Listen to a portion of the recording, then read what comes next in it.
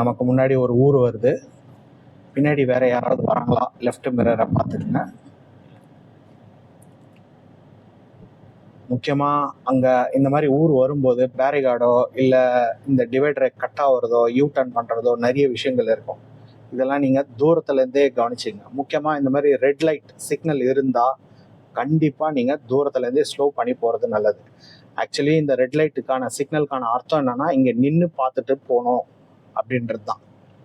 Okay, நிற்க தேவையில்லைன்னா நீங்கள் கவனமாக ஸ்லோ பண்ணி பார்த்துட்டு பொறுமையாக போங்க. ஒரு தடவை ஹார்ன் அடிச்சிருங்க. ரைட், சென்டரை அப்படியே பேலன்ஸ் பண்ணால் போதும். கிளச், லைட்டாக பிரேக், ஹார்ன் லாங்காக அடிங்க. ஓகே, கியரை தேர்டுக்கு குறைச்சிருங்க. கிளச்சு சரியாக அழுத்தலைன்னா கியர் விடாது. கியர் இப்போ ஹார்டாக விழுந்தது காரணம் என்ன தெரியுமா?